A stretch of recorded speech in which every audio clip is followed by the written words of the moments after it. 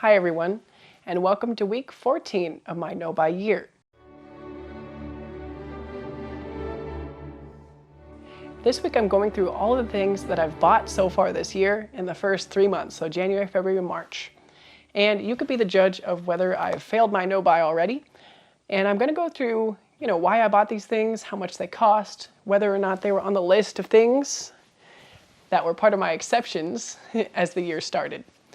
So to go in chronological order, excuse me looking down, I have the list on my phone, as well as the physical items here to show you. Okay, so the first few things I bought in January were off of Amazon.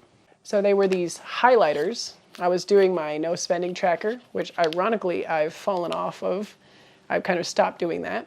I did use these for work to highlight some scripts, but other than that, I probably actually could have lived without these. I did get them using a coupon, so I didn't pay. I'm sorry, these were not even on Amazon. This was from Michaels. I got a Michaels coupon and essentially got these for free while I ordered some markers that my kids needed. But I probably could have lived without these, used the coupon for their stuff instead of my highlighters, and moved on with my life. So a little bit of a regret, but I will continue to use these. Maybe I'll go back and film some more spending tracking content. I don't know. It was starting to get uninspiring for me. It's kind of hard to have no spend days when all of your bills come out on different days of the month. And it was hard to get like a chain of not spending when purchases were coming out that I was not actively making, if that makes sense. So it was like a subscription here, the electricity bill there, the phone bill there, the health insurance there. It was like all these things, the mortgage payment here.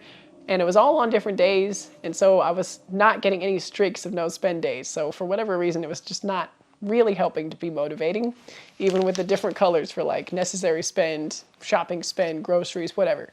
So anyway, bought these highlighters in January, a little bit of regret, but not too big of a deal. Okay, now we're on to Amazon, where I got this vitamin C serum that I am actively using. So it was a replacement for one that I used up. And this brow styling gel, which I'm not using yet because I discovered that I do actually have a brow product that was already a backup for the one I'm currently using. So it might actually be a while before I get to this. That was a little bit of a mistake, but I will hang on to it and use it. This was a $5 product. This one was about like $12, and the highlighters, I think, would have been like $5, but I got them for free. So far, that's where we're at with the totals. The next group of things that I purchased were these Summer Fridays lip balms. And I justified getting so many at a time because I got 5. The pink one is in my purse, so I carry it with me to work. I justified getting so many at once because they were my Valentine's Day gift instead of like useless things that I don't actually need. I have other lip products, or had, and they all started to irritate my lips. So like lip hydrating tints is what I was kind of after. And the ones that I had just didn't work for me. So I had to get rid of those. And while I didn't need to buy so many, and this kind of behavior could be looked at as not very no-buy-ish, I actually do use them all, and I don't regret it because they all work for me. I think they all look good on me. This one is like my nightly routine to hydrate overnight because it's a clear one. This is like the vanilla scent. So that's lives on my bedside table. And these ones live in my makeup drawer. Actually, this one lives downstairs so that I have an option down there if I need to hydrate and I don't want to run upstairs. And then the pink one goes with me to work. It's fairly neutral. It's like a very pale pink. It doesn't really show up as color. So I can put that on anytime I need the extra hydration. The only one that I might not rebuy is this red because it's not like it's all these colors are pretty subtle, right? But the red tint is a little bit like, kind of looks like a pink lip product on me, and I don't really love that look. It's not really my go-to. So these ones are very subtle, like brownie nude shades, my nude shades. And the red I probably wouldn't repurchase, but I like all the scents, I like all the colors.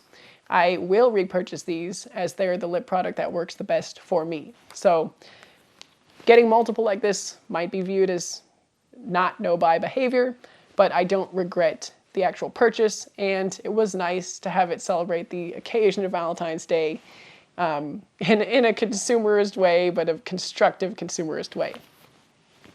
And all 5 of those and shipping or whatever, the tax total cost was about $100. It was like $102. So pricey, but for me, it's what works the best. And I hope this will last me the rest of the year. Okay, next we do have some clothes. And these were all procured on Mercari. So I'm putting these in at this point because the first thing that I got was this Define jacket, and I did get this in January. So this gray color was not sold in stores, and this one was like a really good deal. It was like $40, and they're normally like $119 jackets. So, and I was just starting running outside, well, walking. I'm building up to running now. So I got this jacket, and every time I've worn it, actually, I thought this is the epitome of running wear, because for me, at least, because it's got like the venting in the back, but it's still got sleeves, so I feel covered and protected. And it's got a zipper, so if I need to unzip it and get some more airflow ventilation, I can, but I could still just have like the sports bra on underneath and not feel totally exposed. And usually when I start my run, I'm cold, because I'm not moving yet, so I'm like walking and warming up. This is really perfect to wear it closed for that, and then I start my run and eventually open it up. So we're still kind of in the spring-winter flux days of the Midwest, so these are going to get a lot of wear and use. And I even suspect that maybe for summer a similar thing might happen where I'm cold at the beginning of the run and warm up. But I don't know how hot it's going to get because I have not been active for a summer here yet.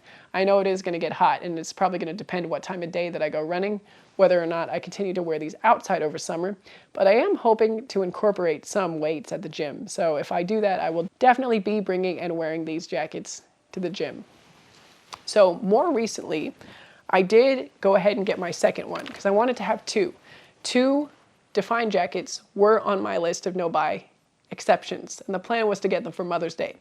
But they were sold out of this lavender color too, and that was the color on my list. So I ended up getting it on Mercari, again at like a discount. This one was like $80, I want to say. So, and we're talking like with shipping and all that. So it was about $120 for both of these, where normally one of them would cost that. So I'm happy with the price that I got. And I'm happy that I got them secondhand as well, even though this one's new with tags, so it's not like truly used, but this one is a resold item at least. And this is the lavender color that I wanted. And again, the same like ventilation in the back, thumb holes, the zip, it's the right size, the right shape, does what I want it to do. And I just wanted to have two so that when one of them gets really sweaty, I have an option before, wash and alternate. Because I was on Mercari, and here we get into difficult territory. They had given me a $5 voucher to use just free of charge. And I had that red tank top on my list for February, right? So I actually did end up finding one and buying one because with the coupon, it was ending up to be like $1 or $1.50 all up that I would have to pay. And the thrifty, frugal, saving money, couponing person in me just couldn't let that coupon go, couldn't let it slide. So I made a purchase, and that's exactly what they want you to do, right? So I fell for it, but I morally feel okay. I mean, I probably do consider this breaking my no-buy. So to be completely honest, I morally broke my no-buy.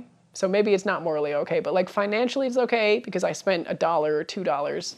And I do think I'm going to get use out of this item, and it has a place in my wardrobe because it's the right color, the right style. It's just a simple red tank top. I'm happy that I got it used. This is used in secondhand and therefore saved it from landfill. But as far as my no-buy year goes, if I wanted to be strict and stoic and be able to come out at the end and say, I totally did a no-buy, I didn't break any of my rules or categories, then I guess this would be breaking my rules. So I don't know. Guys, I'm human, and clothing is my Achilles heel. Clothing, and then the coupon is what probably did me in here. The good news is that it was on my wish list for all of the month of February, and I didn't buy it until possibly early March. I didn't buy it until early March, so I thought about it for a month and was waiting for the coupon to expire and just move on, but I just couldn't let it go. So a $2 tank top and something off my wish list is the failure of my no-buy. I'm gonna keep on moving. not going to dwell on that too much. I think, sorry if you can hear my kids in the background. I think the most important thing of the no-buy is to long-term change my habits though, right? So I'm not going to let this derail the rest of my progress for the year and then longer term as well. So that's the ultimate goal. The next couple of items I have on here are kind of essentials, but I just thought I'd mention them anyway because I didn't really plan for them and they're not consumables. So the next thing is this Boveda humidifier. I didn't plan on this, but it was a legitimate need because I need a humidifying product for my viola in the dry seasons. Not very interesting, about $35, straightforward. I also got this running water bottle. My husband was ordering from the Nathan website and we just added one on for me too. Something I didn't know I would need or benefit from at the time, so I didn't know to add it to my list of exceptions. But it just made sense while my husband was ordering one to get one for me too. Finally, the last category is a little bit of a maybe gray area to include in my no-buy stuff because it's communal for the kitchen and for my baby. But I thought I would talk about it anyway because it's just a little bit of an interesting upgrade we're doing to our kitchen and our kitchenware. So we're trying to get rid of all plastic. And so we got glass bottles. We got 2 large ones and 2 small ones. So we have 4 to replace all of our plastic, partly for the risk of chemicals leaching, which I feel bad that I wasn't using glass for my previous kids, but you can only start when you know with the information you have, right? So we have upgraded to glass, and if we have any more, children will keep these and use them. So that was maybe a $25 purchase. With the 2 packs, it was like around $12, $13 each. Just ordered those from Walmart. And then we got a bunch of these Yetis because for my toddlers, we also got rid of all of their plastic dishes. Because I read something where, especially if they're scratched or heated, the chemicals really do leach into the food and it's dangerous. You're eating microplastics and all that. Again, I feel bad that they were using them for so long, but we've got them using our plates now, so just the regular ceramics. There have already been some chips and breakages before they started using them. So we've, decided that long term, after all of our kids are more grown up, we will probably get some new plates, or new to us plates anyway, or maybe even get some ceramic pottery plates when everybody's older. But for now, we're just using what we have, living with the little chips on the edges, and they're learning to treat their dishes better, I guess, and avoiding the microplastics. So they're using our plates, and we're just running the dishwasher every night since we have fewer plates and bowls to use now. But it's actually made dishes a lot easier. The Minimal Mom talks about this in managing her kitchen as well. Like having fewer clothes and fewer dishes really makes the running of her household easier, and she's got 4 kids. Anyway, and then we also got rid of all their plastic cups and replaced them with these Yetis. So this is a new product. This is the 8-ounce, I don't know if they're Ramblers or whatever. They're just cups with a little edge, so they're easy to hold, metal, and they have a lid. So the small size was basically the same as the cups they had, and they're actually really nice for a small cup of tea for adults too. So we got 6 of these, and we do get a military discount because my husband's a veteran, but they're $20 cups. So our kids have some really bougie drinkware. And my husband and I also replaced our regular cups with these. So this is my coffee cup now. I had on my wish list from years ago another coffee cup because I have one, but a mug. We currently have a very, very small mug collection. I think we have like 3 or 4 mugs. And my husband was adamant of like, no more mugs in our cupboard because you can only use one and you're the only one that uses them. We know how mugs can accumulate, right? But anyway, so instead of getting any more mugs, I have this 16-ounce coffee cup, which is exactly the size that I wanted. My issue with some of my mugs, like 2 out of my 3 mugs are too small for my morning coffee because I have like maybe 14 ounces of coffee and I have like 12-ounce mugs. And I only have 1 mug from a cruise ship, incidentally, that holds all of my coffee. So I wanted 1 more, but anyway, instead of getting a mug, I got this. And this might actually become my everyday coffee cup because I also tend to have to warm up my coffee after breakfast time because I don't tend to be able to sit down and drink it all in one sitting because I have kids and things happen. So this has solved 2 problems, I guess. The problem of 1 more mug in a big size and keeping my coffee warm enough for me to actually finish it. So this is pretty much the reason I included this in my no-buy what I bought, because I didn't plan to buy any kitchenwares for myself, but I ended up getting it because we were there to get all these, and my husband upgraded his 20-ounce coffee cup to one of their newer ones with a handle. And while we were there, we just upgraded this one, or added this to our no plastic kitchen. And I think this, is it like a $25 mug, but we got it for $20 with the discount, something like that. All up, we probably spent like $150 or $160 at Yeti. So if you total all of the numbers of stuff that I bought, and now I'm not including the stuff that I was completely gifted. My husband wanted to get me a Garmin watch and a strap and a heart rate monitor for running because he has all of that stuff and finds it really useful. So he took it upon himself to get it for me. I wasn't asking for it, but I am wearing it and using it and grateful that he got it, so thank you. But I'm not counting that because it wasn't on my list and it wasn't my plan to purchase that. And I'm not including anything that he bought purely for himself, or it was a gift for him, or that was like purely for our kids. In fact, I don't know if there's anything in that category because we had most of my kids' birthday presents before this challenge started, but we might come to bridges where we have to buy birthday presents or things our kids need. But I included everything that felt remotely relevant as far as things that I had a hand at buying up until this year. Okay, now there is one final item that you might have already seen a little update about on its own, and that is this t-shirt. And again, clothes are an explicit no category. This shirt has a story behind it though, and if you've seen the standalone video, if I posted that, you'll already know that I got this during the spring break period where we had a family member visiting us, and they had this shirt. While clothing is a no-buy category, occasions are not a no-buy category, and family memories are not either. So if something is going to contribute to family memories or commemorate occasions, I think it's okay, at least for me and my priorities in life, to make purchases that help or align with those goals. So while the clothing purchase broke my no-buy, you could really say that this was the clothing purchase that broke my no-buy because it doesn't have family memories attached to it.